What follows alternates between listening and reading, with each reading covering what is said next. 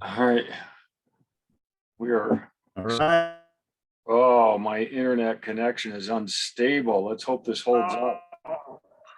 We'll see if it holds up. I am, If not, we just let you know that John is traveling. He's in St. George, and in his trailer. And this is the first time we've tried to do this through a mobile hotspot. So we'll see how well this turns out. that's right. Yeah. Up in Sand Hollow. Beautiful up here. Yep. I Yep. always love camping out. And it's nice you're getting a preview of next week. Yeah. I had to make sure that the site here is exactly what I need. I've camped here before, but good to scope it out one more time for the World Championship, because this was the secret place to stay for the World Championship. So Top secret. top From my secret. understanding, they didn't allow reservations unless you called. That's right. So And I can definitely plug into AC here, so I can turn on my air conditioner, but I just barely made it to get here at 6:30. Everything goes a little bit slower in the Yes. trailer. So I have to brake sooner, I have to go slower. I can't bomb up here at 85 miles per hour. No, I'm sure it was a little bit tougher. How was the gorge traffic wise? Gorge wasn't bad at all. It's the bridge right before getting into the gorge. That's where they're actually doing the construction. Okay. So in the gorge, there's no construction. So that was good to go through that and see where the bottleneck may be, but it's not bad. It wasn't bad at all today. Yeah. All right. Because I was thinking for next week I might go the long way, and I'll look at the traffic before, but I might go the long way. I really enjoy the drive through Beaver Dam and going up that way. It's spectacular. It only adds about 20 minutes, so it's not too bad. I have not gone that way before. The traffic I got stuck in though was getting out of Las Vegas. Oh, really? Yeah, going out I-15 was just backed up. So that's always the challenge, getting through I-15 or 95, whichever way people go. Just getting out onto the highway. Mm-hmm. Yeah. All right. Well, I think we're gonna be able to do this, John. It looks pretty good.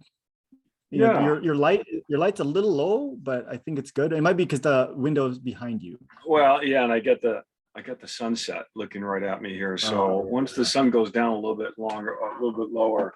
Oh, that's better. Yeah. So first things first, job one for you tomorrow, other than racing, is to get an accurate water temperature for us all. That's right. That's job one, because the things have been saying on the web for weeks, and I don't know. I got my swim skin is ready for next weekend. I can tell you that. My swim skin's ready for tomorrow, but my guess is it will be wetsuit legal. The Ranger gate coming in did say it's 78. So, but we'll see. So we'll see. Yeah. We'll see how deep down you can measure, right? Yeah, that's right. Eventually you'll get to a spot where it will work. Yeah. Okay. So let's kick off with some questions. So I think this is going to be a little bit longer question, but one of the questions came in is basically, how do you improve your FTP on the bike? Yeah, so let's just make sure. Exactly. People know what it is. We did an Ask Us Anything episode last week, and we got through about 80% of the questions, and we still have more, so we wanted to follow it up. And I have to start with just, Matt's question on fun triathlon. I have continued to think about that. Oh, okay. Yeah. I actually think the Tri Club, we should do a fun try, just like you do like a Santa run or something. So that question really got my wheels sort of spinning. And that's what I love about this. These questions are just so fantastic. And some of them are just really hard to answer. But okay, so this one, I can't see the questions at this point. Okay, so well, then I'll ask you. Okay. How does one improve their FTP? And I guess really briefly, let's talk about what FTP is and why it's relevant for a triathlete. So you want to start out with that? No, go ahead, because we just had a thesis defense that talked about it. So. That literally, this was one of the questions that came up. So functional threshold power, we've talked about this quite a bit in the past when we did some talk about different zones and different training philosophies. But basically, in, I don't know, cycling lore these days, it seems like everybody's concerned about FTP and, having the highest possible FTP. And FTP really, or functional threshold power, is the amount of power that you can sustain for 1 hour. That being said, that you theoretically should not be able to take one stroke on your bike. You should fall over, collapse, and die at 1 hour. But obviously that's not, reality with what happens. But it's a good metric to look at, your what you can sustain for a given amount of time. And we use it to determine training zones. We use it to determine racing zones, which we're also going to touch on tonight, is using your FTP to decide, how hard basically you want to race. So in general, the gold standard for testing this is to get on your bike and ride as hard as you can for 1 hour. That's right. Which is super, super fun to do. I absolutely love doing this. It is like, I just call that Sunday morning around here. I'm being obviously a little bit tongue in cheek here, because it's hard to ride. It is hard. As hard as you can for an hour is super hard, unless it's a race. Yep. So like, I wish we had some 40K time trials here, because that's like another thing, right? And I've only raced a few 40K time trials on the bike, and those are the best way to do it.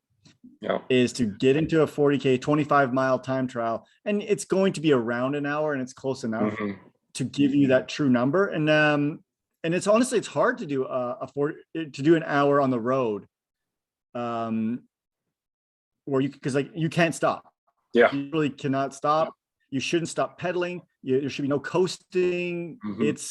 It's really, really hard to do in the road unless it's a closed course. An Olympic triathlon, some people will take their bike split for that because it's about the same. But remember, that's not going to be your FTP, because you swam first and you're saving yourself hopefully a little bit for the run afterwards.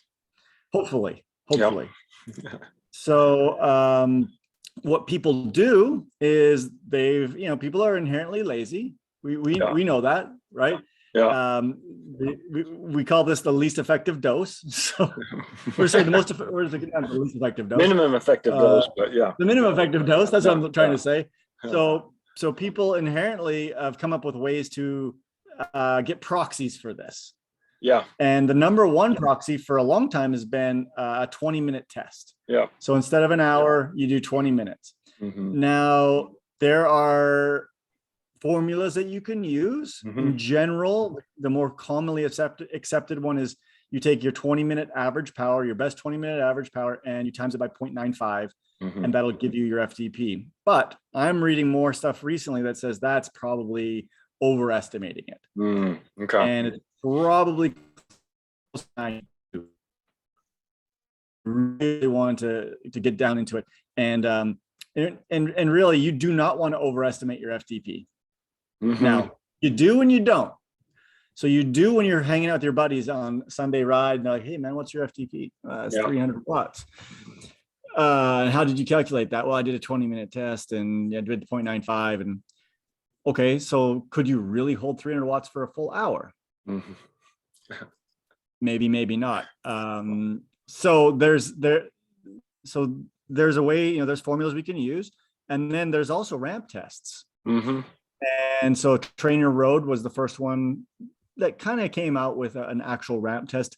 And it's a short test. We do ramp tests all the time in the physiology lab, right? Where we look at VO2 max and lactate profiling. And so basically it's just getting a little bit harder every minute. Until basically you can't go any harder. And there's a formula that's used for those. I think it's your best. I can't remember you take your best 1 minute power, and there's a factor you multiply it by to get your FTP. Those are inherently flawed, mostly because if you're more anaerobically inclined, you will have a better FTP. because it's too much of the test is actually anaerobic. The thing is, for triathletes, we don't tend to be very, especially long course triathletes, we don't tend to be very anaerobic aligned. So actually a ramp test works okay for triathletes, probably better for triathletes than it is for cyclists, to be honest with you. So that is a long way to get to answer the question of how to improve it. Did you want to add anything as far as just defining FTP? And well, no, that was a great overview of that. And I guess I will add that, the reason why it's hard to do a 60-minute all-out effort is because we don't think that way. We don't think going for 60 minutes hard. Just like you said, we think, oh, let's go do a 40K and try to get under an hour. And now we get a distance in our brain, and that's a little bit easier. So there's tests like this that are for time that are really challenging mentally. And this is where, going back to the evidence and the literature out there, a lot of times when you start looking for effectiveness of this or that, they will do a time to exhaustion, which is really a difficult mental exercise to do, where you will just go for as long as you will go. And just because that's not how we're wired. We're wired to try to do a 20K as fast as possible, or whatever the distance is. And I mention this because when we start talking about, the evidence for trying to increase FTP, it's often built on time to exhaustion type of protocols. And we just got to look at those with, a careful, critical eye to make sure that we're really considering even just the limitation of trying to do a time to exhaustion test. It's really mentally taxing. Yeah. So glad you brought that up. So that is actually a metric in the WKO5 software. It'll model out your time to exhaustion. So one of the things that the WKO software kind of gives us or elucidates is that people's FTP is not really their FTP. Their modeled FTP really isn't, because they actually can't hold their FTP for an hour. No. Right. We're kind of getting back to this. So one of the metrics they use is time to exhaustion. So I'm going to give you an example from me and in the modeling. So in the winter, I was doing a lot of Zwift racing, wasn't really doing a lot of long, slow efforts. It's hard to do long, slow efforts in the winter, right? Like get out there, ride for 5-6 hours. It's hard. So I was really working on increasing my FTP for Zwift racing. And I got my FTP up. It got to, I think, like 280, 290 watts. But my time to exhaustion, they calculated that was about 40 minutes. So what they're predicting is I could hold that, which is a weird thing, for only about 40 minutes. Right. So as I've transitioned this year throughout the summer and getting ready for the 70.3 Worlds and for an Ironman 5 weeks later, I've not done much high intensity, like not as much. Yeah. But my time to exhaustion, so I can actually get right now, my FTP right now is 257. Okay. Which I'm not super happy with, but that's okay. It is what it is. Exhaustion is an hour and one. Actually, it's almost an hour and 2 minutes. So the training that I'm doing is extending me. Right. And it's something to really kind of wrap your head around. It is really, really, really difficult to go this way. So that's the FTP, right? Like adding up, and to go longer. It's you can do both, but most of us can't. Like this is like professional athletes with, some serious coaching and some serious support staff. But for the most part, you can't do both. You can't go longer and higher. It's we can use Lionel Sanders as a good example of that, where he actually just decided to not do St. George World Championships, the 70.3 race. There's Cosmo. I was just getting ready for the mute button. And the reason he gave, and I didn't watch his Instagram video, but I read about it, was that he's been so focused on the Ironman distance that he doesn't have the speed to really be highly competitive in a world championship 70.3. And that's just a good example, an anecdote that goes right along with Yep. what you're explaining. Yeah, and I'm sure with him and his coach, they're probably seeing where his FTP is, right?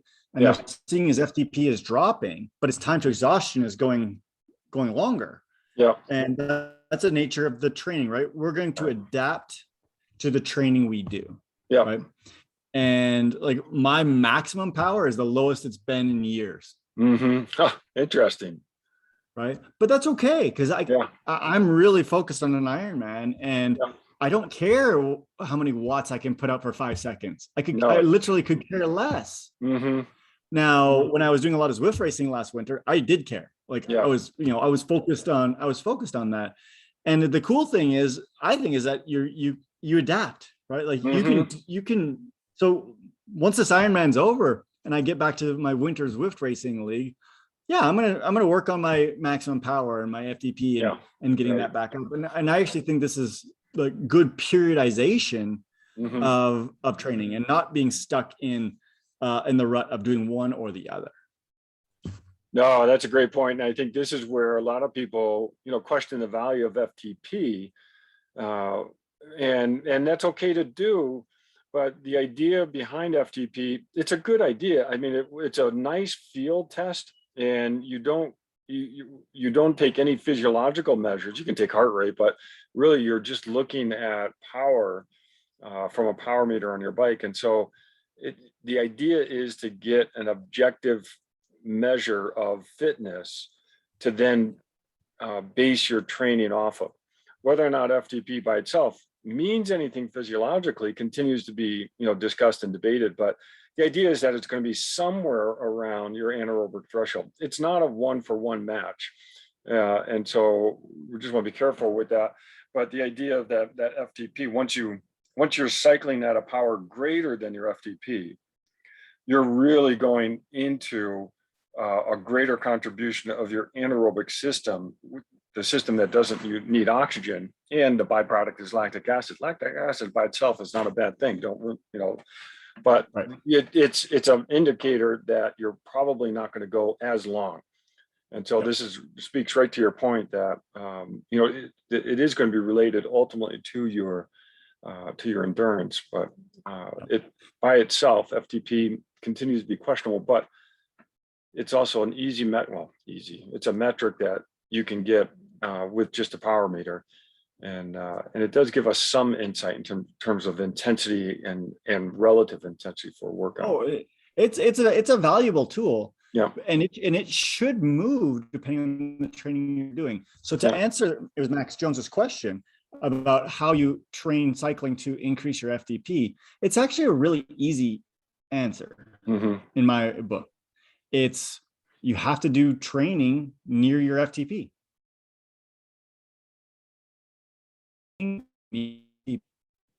Is going to give you those results.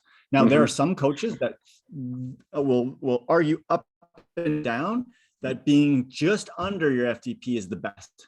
So if you know your FTP, 250 watts, being in different coaches have different numbers, but being like 85 to 95% of your FTP is where you want to be to increase your FTP. Others will say, hey, no, you need to be above it.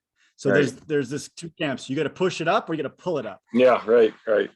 And I actually, John, I don't know if you've seen any research on comparing those two on raising FTP. I haven't, but this is a disagreement from what I see in high level coaching. Well, and I like your answer, and let me get to that point because I think it's a great point. I would answer just a little different. I would say any training program that you're putting together to improve your fitness should impact FTP, and for the most part. I know what you're talking about with doing Ironman. You're not focused on having a high FTP, but I think to get that higher FTP, you probably need to do that higher intensity. And so there's a lot of discussion about whether you do a polarized training, whether you do a high intensity training, and that I think is the challenge of which one of those would be better for improving FTP. I think, Yeah, I want to, because I think you're spot on with this. Mm. If somebody is relatively, I'm not saying relatively untrained, I'm saying not at their peak of fitness. Mhm. I think that just riding more will increase your FTP. That's right. But, Right. but once again, if your FTP is really high, there are Mhm. trainings that you can do that'll actually lower it, Yeah. even though you're doing more volume, Mhm. like we're talking about. So yeah, no, I couldn't agree more. Yeah. Like for most cyclists, honestly, just riding more Mhm. will increase your FTP. Right. Right. Yeah, yeah, agreed. So what do you think about the over or under? For improving FTP, Yeah. well, I think like you said, being near FTP, I actually would push it above FTP, because I think part of being able to generate that power for a long period of time, you've got to practice generating that power. And so you do need to get up into that high intensity range. And so there is a lot of value to um, intervals that may be around 3 minutes long that are higher power, and trying to sustain that for 3 minutes. But that's not easy, to do repeated intervals with of that duration that are above your FTP. I did today. I did 4 times 5 minutes above FTP. Oh, wow. Yeah, that's tough. And I'm telling you, by the last one, I was not feeling good. Right. So, because my model FTP is 257, and the first couple were like 270, and then it was 260, and then the last one, I'm like, I gotta make the 257. Right. Oh, wow. And it's hard. I mean, it is Deceptively hard. Yep. deceptively hard. Whereas if I go and do the under, Mhm. so for me, like if I'm going over, 5 minutes is about my peak of going over. But if I go under, I can go 12 minutes at like Yep. 85%. Mhm. Right. And so here's the thing, is like, this is such a great question, is what is the best interval? So I'm reading that book by Paul Larson right now, Mhm. High Intensity Training. And the truth of the matter is, we really don't know like Yeah, what is that's right. the best. And But oh, sorry, go ahead. time is important. So Mhm. how much time you're above or how much time you're below, it's the critical thing, right? Yeah. Like you can't just go above for 30 seconds and think that you're going to get results. Mhm. You have to collect minutes, but it's finite. You can only collect so many minutes. And what I'm reading is if you're going above 15 to 20 minutes in your session is about where you want to be. So you could, how you break those down, you could do, you saying 3 minutes and do 7 times 3 minutes or 6 times 3 minutes. You can go 4 minutes and, and do 5 of them. You could do 5 minutes and do 4 of them. Really, it doesn't matter. And the other thing we're seeing in the research is the rest interval doesn't matter that much either. Mhm. Somewhere we're thinking between a 2-to-1 work to rest ratio when you're above is kind of where most people are. So what I mean by that is if you go 5 minutes, 2.5 minutes rest, Yeah. I need longer. Yeah. I Yeah. don't need longer. It's better if I have longer. And there's not much difference in the literature if Mhm. you go longer. And then the below, when you're going longer at a lower level, the funny thing is the rest interval is about the same, Mhm. right? Well, you It's still gotta, about 3 or 4 minutes because you're not actually pushing yourself right, quite as hard. because you're still able to recover. All right, so now let's jump into a very similar type of question. Let's say that you do have, an FTP. Last week, Bob asked what FTP should be right, percent FTP should be right in your 70.3 to optimize your run. See, this is such a great question. Honestly, like this is so good because number one, we have to go back to where we started, right? And think about how did we get that FTP number? Right. Right. Because if you got it on a ramp test or if you got it on a 20-minute test and you are more of an anaerobic beast, so you have a higher contribution of anaerobic compared to aerobic, it's a different answer. Yeah. If you are more of an aerobic person, so you could have done that 60-minute test and got a real and got a number. it would give you a different answer. So my first answer to his question would be, do a 60-minute test first and get a real gold standard number. And if you have that 60-minute test, then I think I can give you a better answer. Well, and I like that because the 70.3 bike split is going to be somewhere, 2.5, 3 hours, 3.5, depending on how fast someone's going. Whereas your 20-minute FTP test, that's a tough thing to try to predict, not only your bike split, but the interesting part about this question is how to optimize your run. And so that's what's interesting is, you can figure out what's your best percentage of FTP to do your bike split in the best time as possible. But now to get off that bike and then to have a great run, that's the trick, is how do you optimize the two of these? Because, if you don't bike at all, you'll be able to, put yourself in the best spot for doing a great run. Yeah. If you do 50% of your FTP for the bike and you're sitting up and you're chatting with people, you could run a heck of a good half marathon off of that.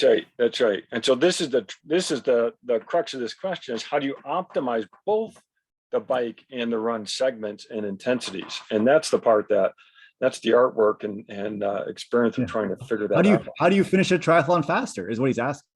Yeah. Based off of adjusting your FTP on the bike. So what's the answer? I wish I do. It depends. Right? Because I think it completely depends. Even if you had the gold standard, right? This is an it depends question. Yeah. Because, I think we have to take into account your run fitness as well. Oh, totally. Yes, you're right.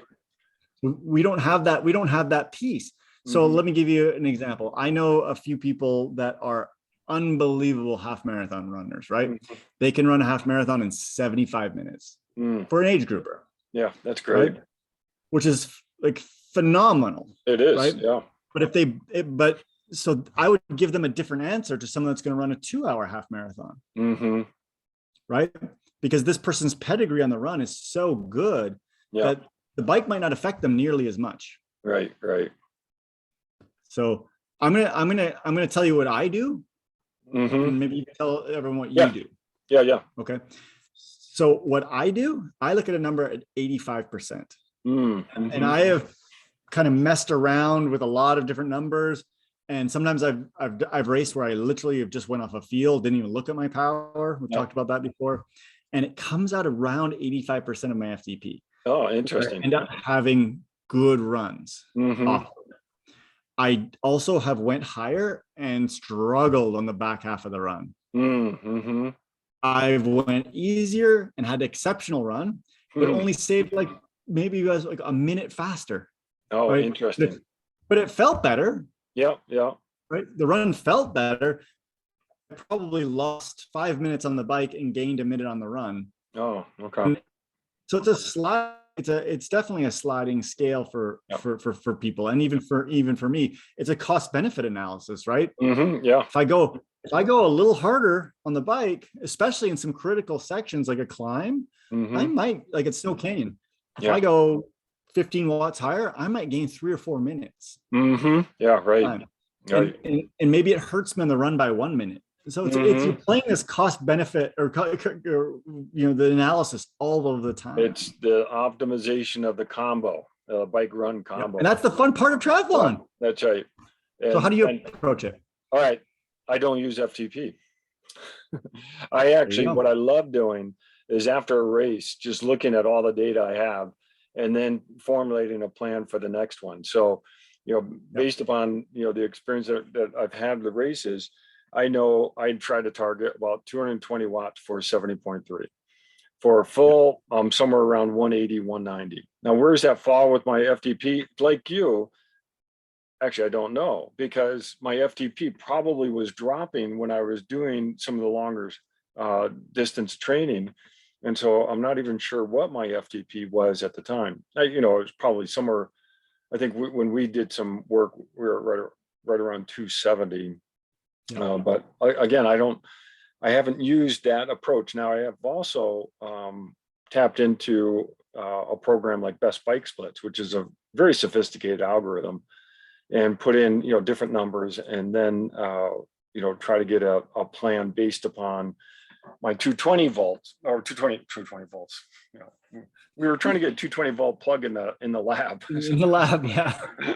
And that's actually more complicated than you would think, but so I actually formulate a power plan based upon what I've done in the past, and when I start thinking about the environmental conditions, the heat, the humidity, and what I'm going to be able to take in along the way, because the higher the intensity, the harder it is to take in calories and fluid even, and so all those factors have to come into play with that power plan. Yeah. Well, I love the fact you're talking about power plan, because I think that this answer also does change depending on the course. Oh, yeah. Right. Yeah. Like a hilly rolling course where I know I'm going to have breaks. Mm-hmm. I don't even think about the average power anymore. Right. Right. Because it doesn't matter. Like if I climb up a hill at 300 watts and I go down at 0, Mm-hmm. well, what did it average up? Maybe it's 220, maybe 210. I don't know. Like because it doesn't really matter. So the power plan comes into, okay, on each climb, we've talked about this before, this is the wattage I'm going to try and do on the climb. Yeah. Yep. I'm trying to recover on the downhill, versus if I go and do a dead flat course. Mm-hmm. Well, Mm-hmm. I didn't tell you, like, because we practiced it last week at our Corn Creek Festival. Yeah. 112 miles in aero, trying to push the exact same watts is tough. Yeah, that's right. That's right. Harder than, for me, that was harder than going up Mount Charleston and riding around up Mount Charleston and coming back down. It was way harder. Oh, I know. And, people will say that, a flat course, they'll dismiss and say, oh, that's easier. It's not easier. There's no easy in Ironman, first of all. It's faster. That's right. It's maybe a shorter time. But it's not any easier. No, it doesn't make it easier. And it's funny, as you were talking about that, I was thinking to the time when I was going to Nice and trying to figure out my, what my estimated time would be. And, and I kept putting in metrics, and it was coming out to like 3 hours and 15 minutes. I'm like, 3 hours and 15 minutes? No, that doesn't, I want to be down around 2:30 for this race. And so I'd put 2:30 into as the goal time, and Best Bike Splits came back and said, that's not possible. Try again. And then I said, wait, what's going on? And I went and looked at the course, and I'm like, oh my gosh, there's a huge hill in this course. I'm going to climb a mountain. Yeah.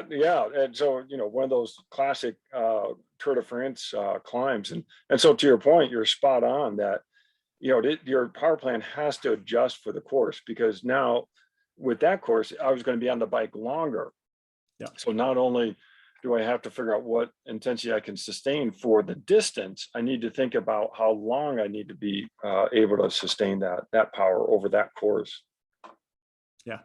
So we're going to call this one little voodoo witchcraft. But I think that with the more times you race, you learn more. Yeah. Right. And I also think that we have to be really careful with, prescribing these things, because you're right about the environmental conditions. That's right. Like if it's hot, or even, honestly, humidity, if the humidity is 15 to 20% higher than you think, your heart rate's going to be elevated. You're going to there's those things. The other thing we talked about this before, but I've been messing around with is pH levels of your blood. Interesting. Yeah. Right. And sodium bicarbonate in particular, and the usages of sodium bicarbonate in athletes. And, for me personally, the thing that slows me down is the burn of the hydrogen ions and the lactic acid in my legs, especially when I go a little bit anaerobic. Right. Interesting. And so, using some supplements to help with that, like the PR lotion, I think we've talked about, and ingesting sodium bicarbonate. And I honestly been messing around a little bit with this.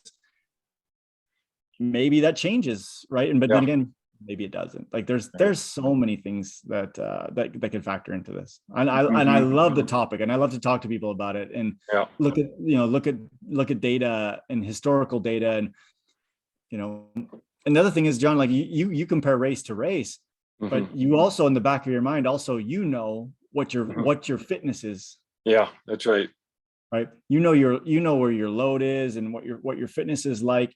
And so that does play into it, right? Because since you don't know your FTP, right, you have to make an educated guess. Whereas Well, I would say, like, for you, if I was advising you, I would say, hey, 3 weeks before a race, let's actually do an FTP test just to see, and yeah, then right. still do what you do, and then come back and say, hey, John, you were at 82% of your FTP. Oh, okay, Yeah. cool. Like, then we can maybe gain some insight. No, that you're right. And you would think with my area in biomechanics that I would be much more number orientated, but I You're know not. when I race, for me, I really play off perceived exertion. Yeah. And if I feel like I'm redlining it and I look at my numbers, I'm like, oh, but you're not there. It's not like I can go above my red line at that point, my perceived red line. And so that's what's really interesting. So tomorrow, a sprint distance race, I'm partly doing this before St. George because I haven't done a sprint in now 2 years. I do want to try to figure out where that red line is and see if I can find it a little bit Yeah. tomorrow. I have no idea. If I will. It's too bad there's the long downhill on that race, because you won't be able to get a good FTP. Yeah, that's true. Right. Right. You can model it off of until you get to the downhill, I guess. So Yeah. But it's fun because, I've done this race several times. It'll be fun to, put the data sets next to each other and see where it was 2 years ago or 3 years ago. And that's the fun part of measuring things during a race. All right. So then there was a follow-up question and we're talking about it already a little bit. When you're optimizing your FTP on the bike, how many calories per hour do you consume and how frequently? And this is another one of those questions that, frankly, no one knows the answer to, but there's a lot of thought of trying to, if you're doing an endurance event, 70.3 or Ironman, there's a lot of talk about trying to maximize how many calories you can get in. And that's really challenging. Now, years ago, the recommendation was 60 grams of carbohydrate an hour. And now, people are talking about trying to get 90 grams to 100 grams of carbohydrate an hour. And that's a lot. And that's a lot to get in. Yeah. So the answer to the question, if you just, as you read it, is as much as possible. I mean, really, because really, like, we've talked about this before. One of the metrics I have on my Garmin is kilojoules. Yeah, that's how many calories. That's right. Right. And, if my thing says in the 70.3, I did 1,200 kilojoules. Well, that means I needed 1,200 calories, or I at least used 1,200 calories, right? Right. I can't get 1,200 calories in. No, you're always going to be at a deficit. Always.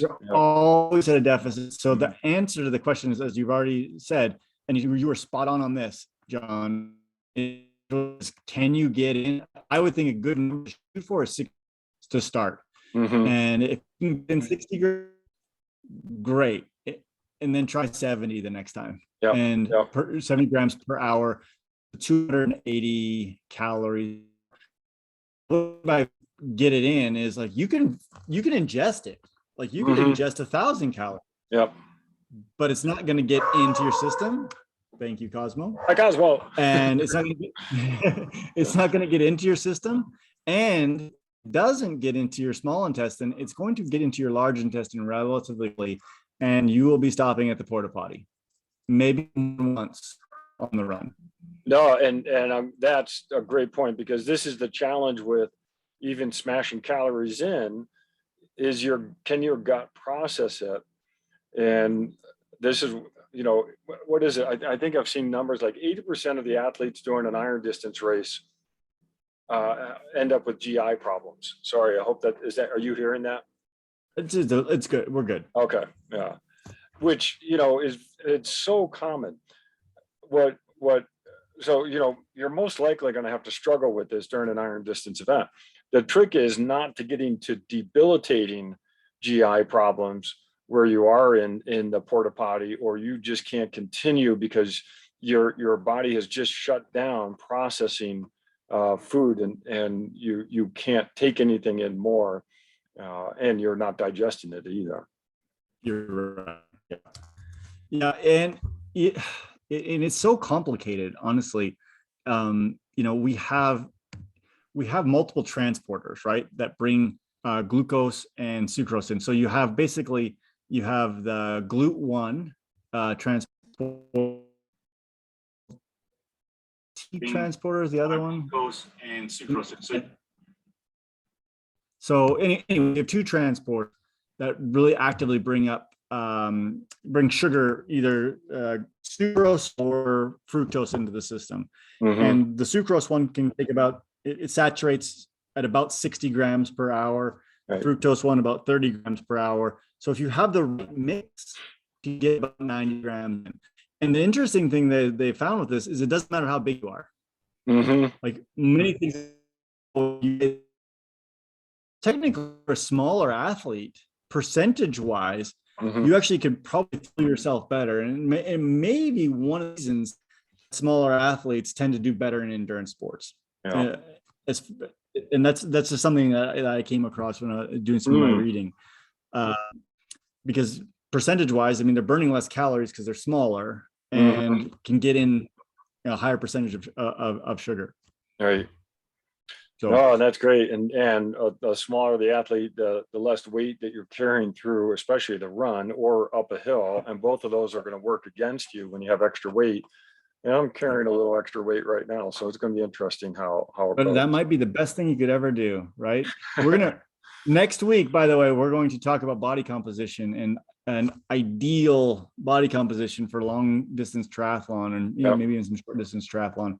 So that's going to be our topic next week. And one of the things, a little spoiler alert, is heavier might be better. Ah, I like it. So yeah. Well, anyways, go ahead. Yeah, no, that I think you're right, because one, fat does become a fuel. And so that's part of the trick here too, is to take in the right amount of calories, but then to also use what you have on your body. And on your body, you have both your muscle glycogen, you have your liver glycogen, and then your fat as well. All those can be good sources of energy. And the lower the intensity, the more options your muscles have for using different types of substrate, we call it, for fuel. So actually, this goes back to our FTP question. Yeah. And maybe the better answer is, especially in really long course stuff, is looking at where is the optimal level for you bringing in sugar. Yeah, that's right. So is it a heart rate of 130 for a given person? So they're at 75% of the FTP, but if they go to 140 heart rate and maybe they get to 80% of the FTP, they can bring in, let's say, 30 or 40% less glucose or sugar into their system. It's not going to work out. Like ultra distance things, like, when you did Norseman, I think that, bringing calories in was probably as important as the amount of power you were putting out. That's right. Yeah, because that was a long race, and you've got to be able to sustain that in some intensity over a long period of time. Yeah, I can't even imagine how many calories that you actually burned versus put into your system during that day. Well, and unfortunately, my system started rejecting the calories, as I was going up Zombie Hill of all places. Yeah. So then the question is, if you would have, and obviously we don't know the answer, but if you would have had a lower heart rate and potentially more blood flow to your intestines, could you have actually brought in more instead of having the distress? And that's the balance. That is the balance. I love it, because that goes back to this idea of optimizing the bike run combo, because you've got to have the right bike intensity in order to run, not only to run, but to be able to take in fuel to be able to run. So it's like 3-card Monte. You're just you're moving things around, trying to figure it out. So, and honestly, John, that's the beauty of triathlon, right? Yeah, that's right. Is trying to figure this stuff out, because one of the things we do know for sure is you can take in more calories on the bike than you can running. Yes, that's right. And okay, so that was the other part of that question. You know how that. frequently do you do it? And I think everything is pointing to, both anecdotes and research is pointing to, more frequent intake, smaller amounts, but more frequent. Yeah. And we've known that for, yeah, go ahead. we've known that for quite some time, especially with, we call it gastric emptying, or how fast you can get the fluid or fuel out of the stomach and absorb. And so you measure this gastric emptying, and the fastest way to have fluids leave the stomach is to have a sustained volume in the stomach. And so you don't want to have these big bolus, like this big drink goes into your gut, and then it slowly, empties. Instead, you want to try to maintain a volume, and then you'll have a more consistent and faster rate of gastric emptying. And this is a challenge with some of the research out there on hydration and carbohydrate intake during liquid, is that a limitation of the research is when they do a big, okay, take this whole bottle and drink this whole thing right now, and now we'll measure you over the next hour, as opposed to taking sips. It's a very different experimental model, and you'll get different results. So you got to pay attention when you're looking at that literature. And Jen, I would also say there is individual variability with that, right? And I'd like to see some of that research where we could actually see individual data. Yeah. Right. Because I actually think this one is more of a trial and error as well, right? Yeah. If you take small sips and it doesn't seem to work for you, but you set your alarm and every 15 minutes you have a 8-ounce drink or whatever, and it works for you. Yeah. It works for you. It doesn't matter. That's like right. It doesn't, like, this is one of those, and I think that research is more research is needed. Yeah. And I actually think that there are definitely some different genes that express differently, especially, in that GLUT1 transporter. We do know that there are people that genetically can bring in more. Yep. Yeah. And so, more research, we don't and more know. case study research. Yeah. Yeah. Individual, right? Yeah. Like take 10 athletes and let's measure 10 specific athletes and report, not what the group did. Like, let's see what the ends of the variability are. Right. Yeah. And, it was awesome. Some of the research that was put out on sweat rate and looking at, okay, the average athlete in a marathon sweats this amount. Yeah. But we look at it and we're saying, well, this person's like 4 liters an hour. This person's 1 liter an hour. So yeah, the middle is 2.5 liters, but that doesn't tell you anything. Nobody. That's right. It doesn't, because you don't know where you are. Yeah. And I think that in this stuff, there is a lot of variability. Oh, that's great. I love it. It's a great topic. And it does take a lot of, reading, understanding, but I think there's a lot of confusion that we're all faced with in terms of nutrition and intensity, because it's so hard to control everything. But that, like you said, that's sort of the fun of this, is trying to figure it out. Yeah, another teaser. We're going to have Dr. Barnes on here soon, talking about continuous blood glucose monitors. Oh, good. And I think that might give us a little bit more insight into this. And I'm going to be wearing one. I'm wearing one right now, and I'll be wearing one for the 70.3 Worlds. And I'm really interested to see ultimately what ends up happening to me personally. And I'm going to keep very good track of the calories that I'm bringing in during to ultimately see what's happening. That's good. That's the challenge during an event, but that's you're approaching it the right way about getting ready for it that way. Yeah. All right. So I've got a few other questions here that we didn't get to. Go ahead. Let's treat them. Some of them we've already done. Like I had, what should I eat, drink? How much should I eat, drink? But one that came up in our thesis defense today was really interesting. Is the flying mount and the flying dismount. Do you need to do that? I love it. Do you need to do a flying mount or a flying dismount? Okay, so first question I'm going to ask you. You watched the Collins Cup, right? Yep. Okay. How many of the long course athletes did a really nice flying mount? Did you pay attention? I was watching. I don't remember seeing the transition there as much, but I know that it's a lot more difficult to do a good flying mount. It wasn't many. Oh yeah. But I think this I want to say 2 that I actually saw, and I watched the whole thing. I think I saw 2 do a really successful one. I saw 3 or 4 completely mess it up. Yeah. like where it cost them more time. Mm-hmm. And then I saw others, they didn't even enter into their, like, why would I do this? I'm going to be riding my bike for 2 hours. Yeah. These 5 seconds or 10 Mhm. seconds, it's a risk reward once again, right? That's right. Is it worth it? I will tell you this. I've practiced the flying mount many times on my time trial bike. I Mhm. still don't trust myself. Yeah, I don't either. I put my shoes on in my transition and I run to the mountain line. I get on. Yeah. Well, I'm saying I'll have my shoes clipped in, but I won't be running Oh, okay. and Okay. jump onto my bike. Yeah. I'll still, So you'll put your shoes I'll on still while you're stop my riding. bike Got it. while I'm riding. Yeah. Okay. But the one thing I will tell you is it is super dangerous Mm-hmm. in big races. Yeah. I can't tell you the number, but I've seen people crash. Well, People crash into each other, Yep. someone's getting their shoes on, they're fiddling around, they're looking down, Yep. and bam. Mhm. And it happens fast. Yeah.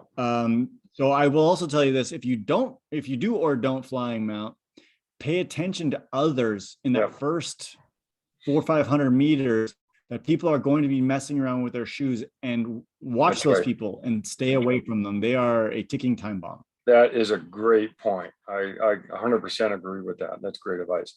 And I'll say, when you're racing down at Boulder Beach, doing a flying mount, Not a good idea. no, don't even. It's because for those who don't race down there, it's uphill, and it's uphill right away. And An uphill start in a triathlon, a flying mount is going to cost you more time than it's gonna. That's right. That's gonna help you. Now, the interesting thing is where you're racing tomorrow is the optimal place for a flying mount. I know. Well, Because it is, but it it's isn't. downhill.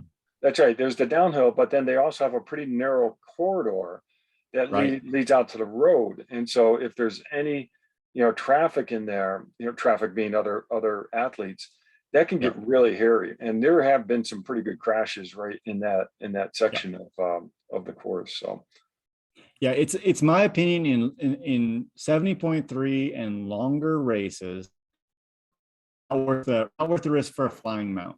yeah, What do you think? I don't. Flying mount, no. I mean, because there's a complicating factor that for 70.3 or longer, you're carrying a bottle and you're behind your seat. And so now you've got the whole other gymnastic routine that you need to get your leg over that bottle as well as just over the seat. And that can be hair raising if you hit your leg on that bottle. Either you're losing your bottle or you're losing your balance and falling. So for me, one of the reasons I like to have my shoes clipped in, and I'm just going to this is open to everybody, is I tend to cramp up in T1 sometimes to get my shoes on. Yeah. So if I can skip that step and actually start riding a little, it kind of loosens them up. Yep. I might ride a kilometer with my feet on top of my shoes. Okay. And then I can actually get my feet in, and I don't cramp, or I have less chance of cramp. See, and that's such a great thing for people to hear. It's really a great thing for people to hear, is that you know yourself enough and you're adjusting to that. So that's great. But I got to be honest with you, it's been frustrating. A lot of the 70.3s, both the 70.3s I've done this year did not allow it. Oh, really? Yeah. Oh, yeah. Because St. George didn't allow it, and Oregon didn't allow it. That's right. I don't understand, especially Oregon. I don't understand why. It was a wide road. I get at St. George, it's tight. I'll be really see what they do next weekend, because historically the 70.3 Worlds has allowed us to, at least all the ones that I've done, this will be my fifth one. So I don't know if they'll make I don't know what they're going to do. Interesting. Yeah, we'll have to check the athlete guide. I'm not sure. It may not even be in there. Not in the guide. Yeah. All right, but now this is not the guide. If I was going to add, if it's not in the guide and stay at an athlete briefing, is that a rule? Oh, I don't know.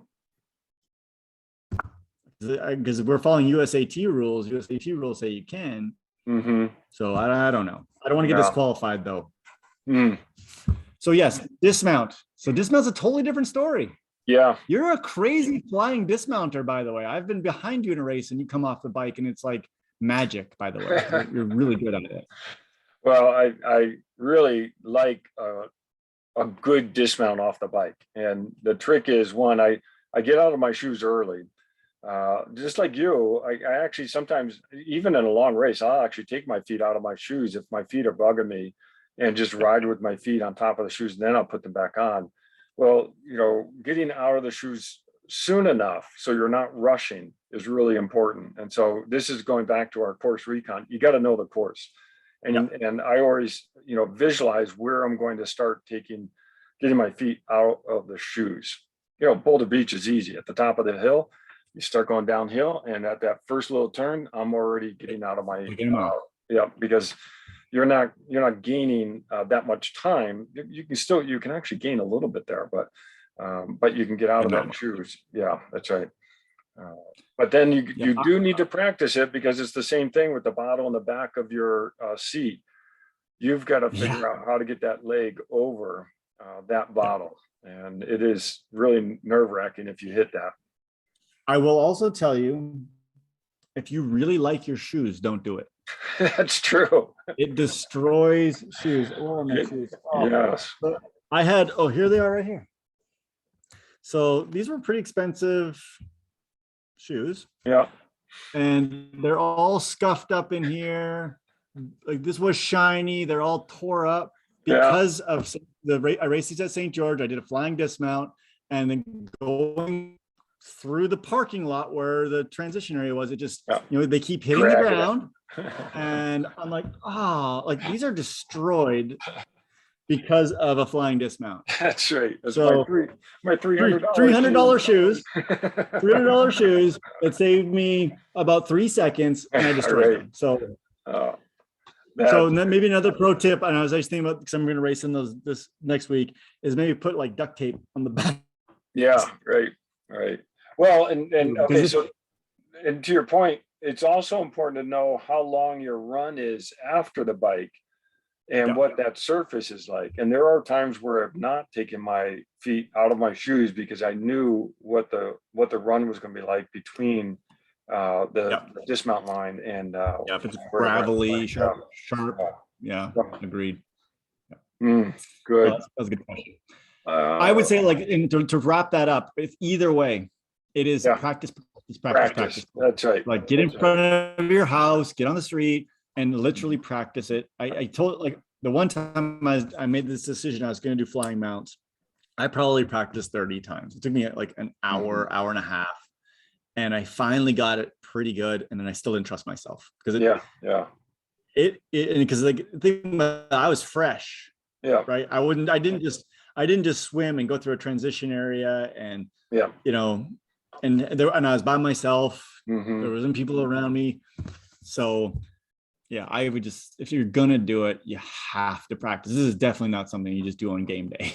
That's right. And there are different techniques. I talk about swinging my leg over the back of the seat, where other people will bring the leg over the top tube. Yeah. That makes me nervous, but there are people who do that really well. And, you do need to try the different techniques to see what does work for you. Yeah. Oh man, John, we've been going an hour. Yeah. And you got a race. It's 8:30 there. I can't believe the internet held up here. So this is amazing. Yeah. All right. So next week, we are going to be both in St. George, and I don't know when we're going to podcast. We'll figure that out. Maybe during the day on Friday. We'll have to. We'll figure out a time to, maybe for the first time ever, we'll both be in the same location. Yeah, maybe we'll both be on our laptops, but not side by side. All right, that was a great talk, and hey, good luck tomorrow. Yeah, thanks. Have fun. Okay, have fun in your race tomorrow. I hope to.